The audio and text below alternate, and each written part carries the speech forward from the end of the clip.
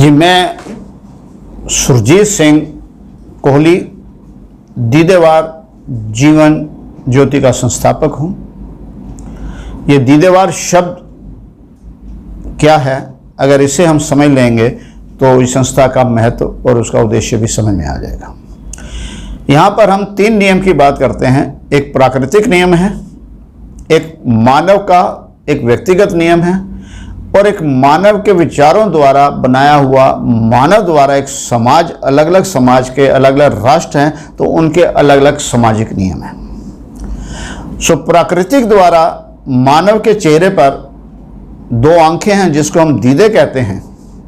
ये जिस चेहरे पे अंकित हैं उस चेहरे के दीदार करने अर्थात दर्शन करने की शक्ति समर्था इनमें नहीं है। इनमें आपस में भी एक दूसरे को देखने की क्षमता नहीं है और मानव ने भ्रमित होकर इन दीदों ने जिसका दीदार करा अर्थात किसी और का दीदार करा और उसी को जीवन का आधार बना लिया और स्वयं को खो गया, स्वयं को पहचान नहीं पाया।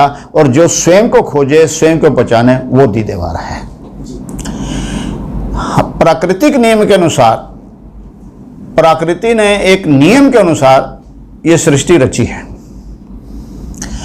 और मानव को एक अलग तरफ से क्षमता दे रखी है, को बुद्धि दे रखी है और बुद्धि के द्वारा वो अपने मन का विकास करता है और मन के द्वारा उसके अंदर एक चंचलता होती है और उसके अंदर कुछ इच्छाएं प्राप्त करने की इच्छाएं पैदा होती है कि मैं ये भी कर सकता हूँ, वे भी कर सकता हूँ। अर्थात प्रकृति में जितने प्रकार के स्वाद हैं, वो फल का है, वनस्पति का है या मानव द्वारा निर्मित कुछ इच्छाओं को उसने लिया है, उनको जो स्वाद को साध ले अर्थात वो उनका प्रयोग तो करे पर उनका गुलाम ना बने।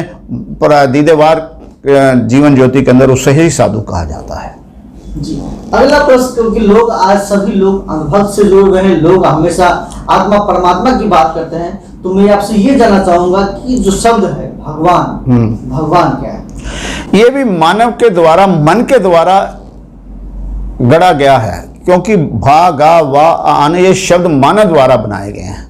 जब अक्षर मानव ने बनाया तो शब्द भी मानव द्वारा बनाया। मानव ने अपनी सुविधा के अनुसार किसी ऐसी सृष्टि को जिसने रचा है उसकी शक्ति को एक नाम दे दिया है। किसी ने उसे परमात्मा, किसी ने प्रभु और किसी ने भगवान दे दिया है। अर्थात मगर दीदेवार के अंदर है कि जो प्रकृति ने रचना है और जो मानव द्वारा भी कुछ रचयिता हुई है उसने उन्नति करी है, उसका जो भोग करने में बलवान हो अर्थात जो साधु है वही भगवान है। अर्थात जो भोग के अंदर ना रह के भोग तो करे मगर भोगी ना बने, उसमें बलवान हो, उपयोग करके खाने की थाली जब पेट भर जाए तो खाने को थाली को आगे कर देता है। अर्थात आज मोबाइल भी इस्तेमाल कर रहा है तो मोबाइल का भोगी ना बने, उसका उपयोगी बने, वो दीदेवार की नज़र में भगवान है।